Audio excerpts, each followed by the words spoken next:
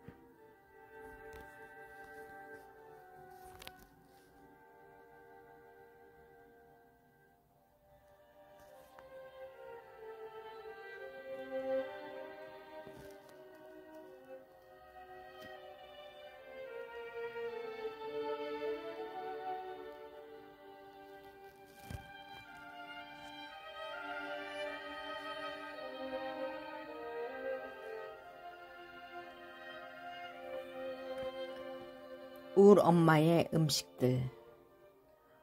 어쩌면 엄마의 음식을 제일 먹고 싶어 할 때가 내가 아이를 임신했을 때였던 것 같다. 나는 멀리 타양에서 살기에 엄두도 못 낼 일이다. 이럴 때는 친정엄마가 옆에 있는 게 참 좋은 것 같다. 울 엄마의 음식은 소박하고 담백한 게 장점인 것 같다. 엄마의 고향이 순창이어서 된장, 고추장을 맛깔나게 담그셨다. 그런데 안타까운 것은 내가 엄마의 음식을 간직하려 애쓰지 않았다는 것이다. 엄마 음식 중에 멸치를 요리할 때 멸치의 똥과 머리 부분을 떼어낸 후에 멸치를 불에 가열하여 볶다가 재빨리 꺼내어 멸치 액젓과 마늘, 깨소금, 고춧가루를 넣어 손으로 주물럭거리면 맛난 멸치 무침이 된다. 또 요즘 많이 나오는 둥근 호박이나 못난이 호박을 살짝 이중소스에 쪄내요. 이때 살짝 쪄야 한다. 곧바로 깍둑썰기로 호박을 자른 다음 마늘, 고춧가루, 깨소금을 액젓에 버무리면 맛있는 호박 맛이 나는 호박무침이 된다. 또 여름에 나오는 머위대를 껍질을 벗겨서 오래 삶지 않게 해서 들깨 가루에다 논밭에 나오는 우렁을 넣어 끓이면 고소한 탕국이 된다. 엄마의 음식 중 단연 최고는 보신탕과 추어탕일 것이다. 물론 지금은 보신탕은 안 먹는다. 엄마는 통 들깨를 갈아서 탕거리에 넣어 맛을 돋군다. 특별히 보신탕에 집 된장을 구수하게 넣고 김치 버무릴 때 다대기같이 양념을 곁들여서 빨갛게 보여 마치 육개장처럼 보여진다. 추어탕에는 들깨와 된장을 약간 넣었던 것 같다. 여기에 소의 천엽을 깨끗이 씻어 넣어 끓여 고소한 식감이 더해지면 맛이 있다. 경상도에서는 산초가루를 넣는데 산초의 강한 맛이 추어탕의 고소한 맛을 없앨 수 있기 때문에 절대 넣지 않는다. 그리고 엄마가 끓인 추어탕은 국물이 쫀득쫀득하니 끈기가 있었다. 물론 이 두 음식을 나는 해보지 않았는데도 맛은 기억한다. 우리 엄마가 잘하는 음식 중에 또 청국장이 있다. 어머니의 청국장은 어느 누구도 따라할 수 없다. 청국장이 담백하니 꿉꿉한 냄새가 하나도 안 나고 고소하다. 엄마랑 같이 삶은 메주콩을 밟았던 기억이 새롭다. 하긴 메주콩도 직접 농사 지은 걸로 했으니 얼마나 맛있었을까. 엄마는 청국장이 다 익으면 절구로 청국장을 찧었는데 나랑 아버지가 좋아한다고 찍기 전에 청국장을 마늘, 간장, 깨소금, 고춧가루에 버물려서 놓았다.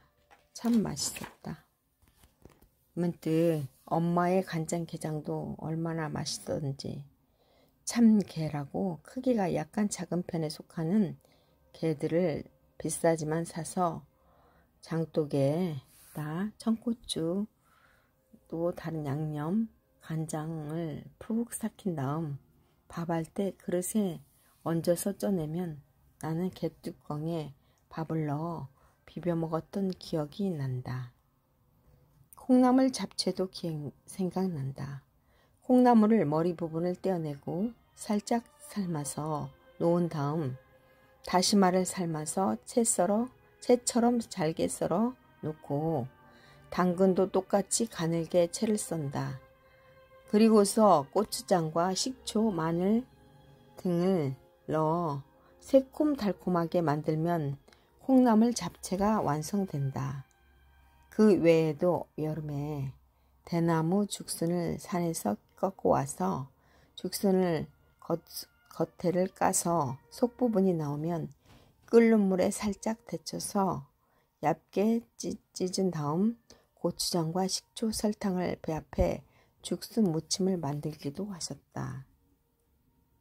또 그 죽순을 된장국에 우렁과 함께 넣어서 끓여 놓으면 정말 맛있는 된장국이 된다. 겨울이면 엄마의 김장김치와 동치미가 일품이다. 우리 막내가 할머니 김장김치를 전수받고 오라 했는데 결국 하지 못했는지 엄마의 맛이 안 난다. 동치미는 배추, 무와 대파를 크게 썰어 생강, 마늘, 청고추, 청각을 작은 망에 넣고 소금으로 간을 맞추어 물을 적당량으로 부으면 참 시원하고 맛있는 동치미가 된다. 그 외에도 많은 음식들이 있었지만 다 열거하지 못하고 늘 부엌에서 바쁘게 무언가를 만드시는 어머니의 뒷모습이 생각난다. 엄마 뭐해? 하고 물으면 뭐하긴 먹을 것 만들지 하셨던 어머니. 엄마는 한 번씩 나를 불러서 음식의 간을 보라고 하시곤 했다. 몇 해 전 여름에 큰 찜통에 물을 끓여서 무청을 삶는 걸 보고 놀랐다. 큰 찜통 속에 다 못 들어간 무청들이 머리만 찜통 안에 박혀있는 모습이었다. 엄마는 걱정하는 나에게 아무 걱정 없다고 했는데 정말 그 찜통 안으로 무청들이 다 소리 없이 미끄러지듯이 빨려 들어가는 것이었다. 이제 시간이 흘러 엄마는 음식을 못 만드시게 되었다. 당신 몸도 잘 못 움직이시니 내가 우리 엄마를 위해 무엇을 했을까? 이 한여름에 문득 생각나는 것은 엄마가 좀 많이 젊었을 때 회사에 다녀오시면 너무 더워서 난닝구와 삼베반스만 입고서 시원한 미숫가루를 마셨던 게 기억난다. 나는 큰 양푼에 미숫가루를 많이 넣어 설탕과 함께 저어서 드리면 우리 엄마가 벌컥벌컥 숨도 안 쉬듯이 마셨던 모습이 엊그제처럼 떠오른다. 어머니 그동안 만난 것 만들어주셔서 참 감사했습니다.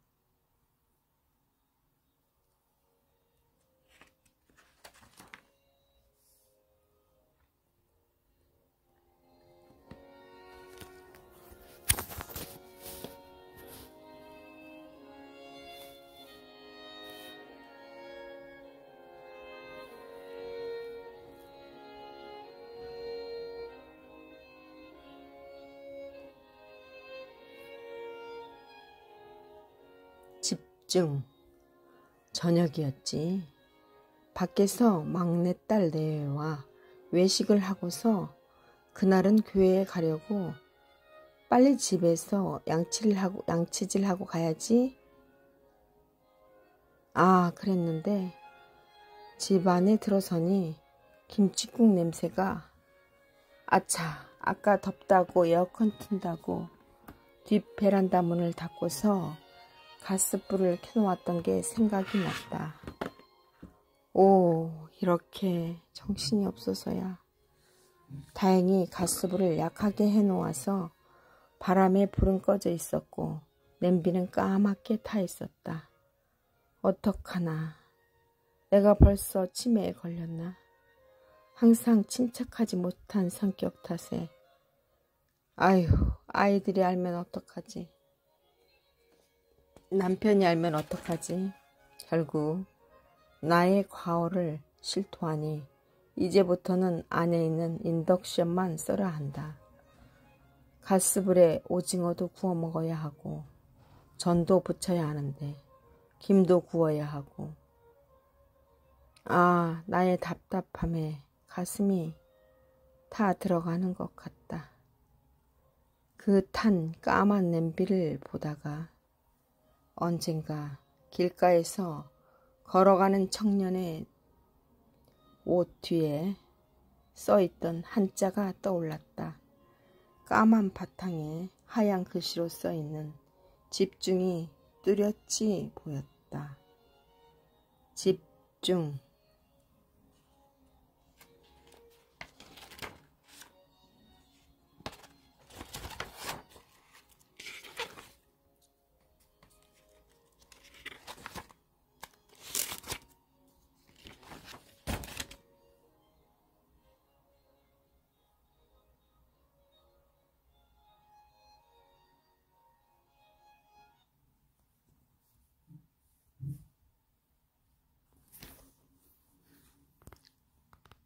해바라기 꽃을 보면서 요즘 날씨가 옛날의 여름보다 빨리 오다 보니 8, 9월에 피는 해바라기 꽃이 지금 활짝 피어 있는 곳이 있다. 요즘엔 카페에서 예쁜 꽃들을 갖고 와서 손님들을 유도하는 경향이 있다. 꽃도 보면서 카페에 놀러 오라는. 저번에 강화도 어느 카페에서 사스타 데이지 꽃을 잘 갖고 와놓은 카페를 간 적이 있다. 그런데 이번엔 해바라기가 잔뜩 심겨져 있는 경주 어느 카페에 가게 되었다. 해바라기 꽃은 희한하게도 해만 바라본다고 해서 황일화라고 한다. 영어로는 선플라워라고 한다. 줄기에 비해 해바라기 꽃은 큰 편이다. 마치 얼큰이 같은 모양이다. 크기는 1에서 3m 정도이고 중앙아메리카가 원산지이며 한 해살이로 각지에 심겨 있으며 개화기는 6월에서 9월, 열매는 10월에 익는다. 크기는 1에서 3, 잎은 어긋나며 잎자루가 길고 십장상 달걀 모양으로 가장자리에 톱니가 있다. 태양의꽃, 황금꽃이라 한다. 그래서 해바라기 꽃이 그려져 있는 그림을 집안에 들여놓으면 돈이 들어온다 해서 해바라기 그림이 인기가 있다고 한다. 줄기는 약재로 사용되며 이뇨, 진해, 지혈에 사용된다. 씨앗은 혈압 조절, 항산화 작용으로 피부 건강에 좋다. 꽃말은 동경, 숭배, 의지, 신앙이다. 그런데 해바라기를 보면 떠오르는 게 있다. 소피아 로렌 주연의 선플라워이다. 1970년대 작품으로 빅토리아 데 시카 감독이 소피아 로렌과 마르첼로 마스트로냐니가 주연한 영화로 너무 감동적인 영화였다. 세계 2차 대전이 일어나자 지오바니 소피아 로렌이 안토니오와 군대 징집을 면제받기 위해 결혼을 한다. 안토니오는 우크라이나로 배치를 받고 나중에는 러시아 전선에서 죽었다는 전보를 받게 된다. 그럼에도 불구하고 지오바니 소피아 로렌은 그가 안 죽었을 거라 확신하며 그를 찾아 나선다. 그녀가 찾아간 러시아 전선엔 키 큰 해바라기가 무성하게 자라고 있었다. 해바라기는 러시아 전선에서 죽어가는 병사들의 무덤 위에 피어난 꽃이라 했다. 꽃 한 송이 해바라기가 한 명의 병사를 의미한다는 수천 명의 죽음을 외도하는 끝없는 해바라기를 보면서 러시아에서 기억을 잃고 죽어가는 안토니아를 발견해 살려서 결혼하고 사는 한 여인과 딸을 뒤로 한 채 기차에 오르는 지오바니의 슬픔을 표현했다. 원래 노란색은 긍정적, 부정적 의미가 공존한 다중적 색상이라 하듯이 방고 화가도 노란색을 즐겨했는데 고가 해바라기 꽃을 11점을 그렸는데 그중 7점이 생렘이 정신병원에 있을 때 그렸다는 이야기가 있다. 문득 나는 해바라기를 보면서 나의 신앙을 재점검해 보았다. 주님을 향한 나의 시선이 변하지 않고 여일하게 향하고 있는지, 나의 짧은 삶에서 기쁠 때나 슬플 때나 외로울 때, 즐거울 때 항상 주님께 기준을 두고 주님 안에서 이 모든 감정들을 느낄 수 있기를 희망해 본다.